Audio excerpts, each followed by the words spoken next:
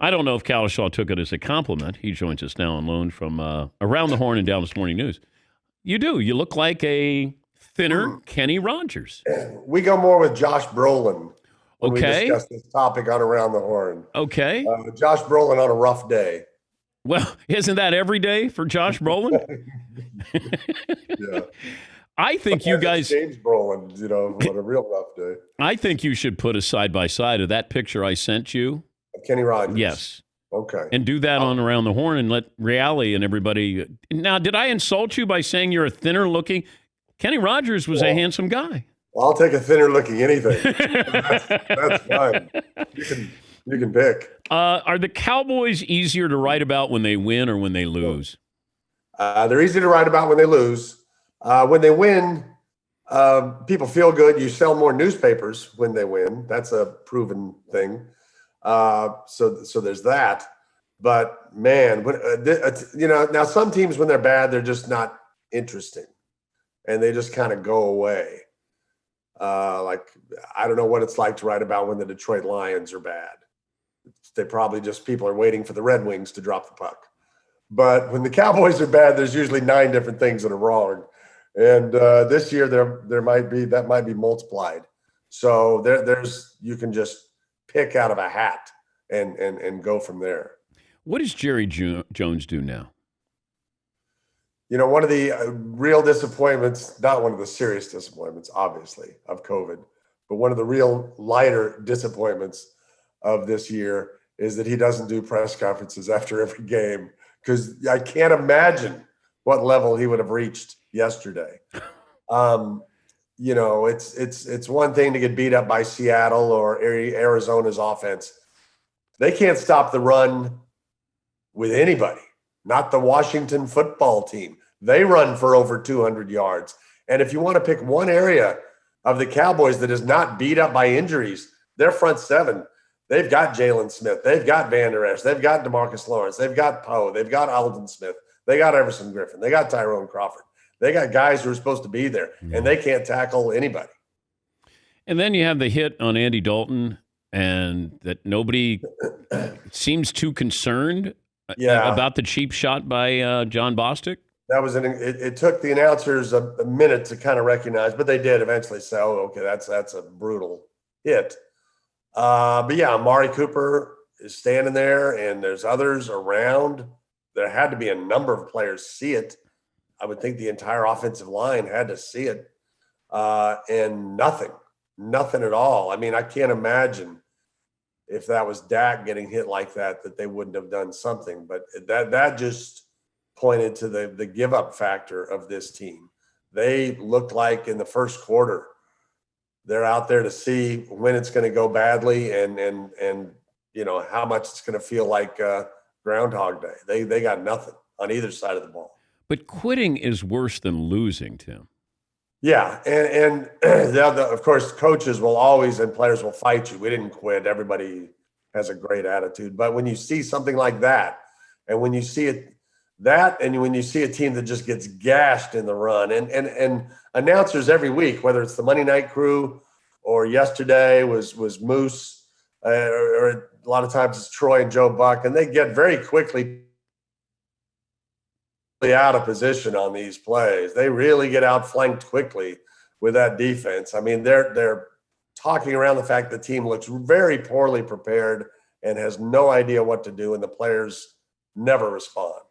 If Jerry had a do-over, what would he do? On the coaching front? Yeah. Well, that's what was it about Mike McCarthy flying in and spending one night at the Jones house, and they were just so wowed by this guy. They couldn't believe it. Now, what have you seen in any game that he brings? He doesn't call the plays. So anytime the offense was playing well early in the year, that's Kellen Moore's offense. So what is he doing over there that he brings? I mean, he brought in all these coaches, guys he had in Green Bay 10 years ago, Mike Nolan, who hired him 20 years ago. It's just this cronyism type coaching staff. And you wonder, and you wonder how much Jerry thought about like a Matt Rule. He mentioned Matt Rule one time last December, just after Baylor played in the Big 12 championship game. What a great young coach he thought Matt Rule was. And here Matt Rule took over a team that was just god awful and got rid of Cam Newton. And I mean, they're at least whatever they are, 3-4, and they compete. Yeah, I mean, I don't know. I don't know that he wouldn't like to rethink this a lot. Now it's the first year, so I think both the pandemic, the Dak injury, the offensive line being completely wiped out, those are going to allow the coaches to skate for a year. But he has to be thinking this may have been a terrible hire. Are the Cowboys buyers or sellers at the trade deadline?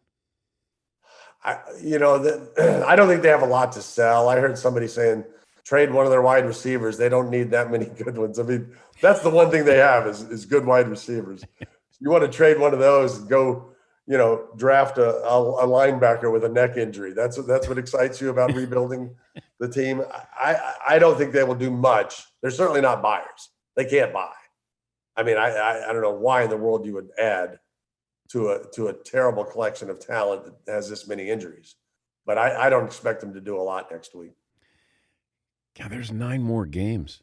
There's a long season. I know. Dan. I know. But is that good or bad? So about for us or for the Cowboys? Here's something to watch for, because people have talked about initially, it's unfair. The Cowboys are going to get to have 25,000 fans and nobody else is having fans. And now some teams are getting some fans. Watch in 2 weeks when the Steelers are here and see how many terrible towels and black and gold fans there are in that stadium. It will be filled with them, because the Cowboy fans that have bought those seats, they will gladly relinquish them. And the Steelers, when they came here 8 years ago, they had 40,000 fans. They travel. They travel well. Yeah, they travel well. What are you going to do at the quarterbacking position? Well, I mean, that's kind of enormous. If you would hope that's a 1-week concussion, but I have no idea. That's something. Now, if they thought Dalton was going to be out a long time, that's something they might have to at least go pick up. I don't know that Ben DiNucci is ready behind a makeshift offensive line. That's almost completely unfair. So you just kind of hope Dalton, who wasn't playing well by any means, but he would at least give you a chance in some of these games against the East, although that wasn't the case yesterday, now that I think about it. You wouldn't think about bringing in Ryan Fitzpatrick? If Miami wants to just give him away for a 6th-round pick or something, I would. I wouldn't trade a meaningful pick. Yeah, they won't. But do that. Yeah, I mean, he would at least give you a chance to kind of deal with the Giants and the things in this division. Are you on Around the Horn today? Dan, today is my 4th episode in a row, and tomorrow is scheduled to be the 5th. This is a Mariotti-like run that I have not made in years. You're the Cal Ripken. You're the Iron Man of Around the Horn. Closing in on the 500th win, and we haven't 485, I believe, is the number. So we're looking at mid-spring for some sort of celebration, if you want to. Yeah, but your celebrations aren't as fun as they used to be. So why are they not? Because it's just not. You're not fun anymore. Well, that's more. I'm not fun at parties and things like that. But yeah, I thought my celebrations on our little television program were just fine until now. Now you've got me nervous. Now I think I'm boring all the time. No. Just on this show. That's it. Just not on Around the Horn. Never. No, you're great on Around the Horn. Well, I wish you luck. And thank you. Although I do think that I didn't even get a response when I said it looks like you're wearing a bowling shirt. Well, I was taking a lot of heat that day. You deserved it. I just kind of went with a casual look. That was our first day back in this. That was the first day I had to do it by myself. The producer has COVID, so I had to do the lights. I had to turn the lights on. I had to put the little card in front of the camera, a little white balance. So you spent all your time on setting up the shot and not how you look. Just exhausted by I'm sure you were. Behind the scenes work. You're incredible. You really are incredible. Well, it's great to talk to you, and I'll be watching. As always, rooting. I'll be rooting. All right. And thanks. I'll do what I can. And thanks again, Tim, for spending some time with my audience. I'm here for you. All right. That's Tim Cowlishaw, Dallas Morning News.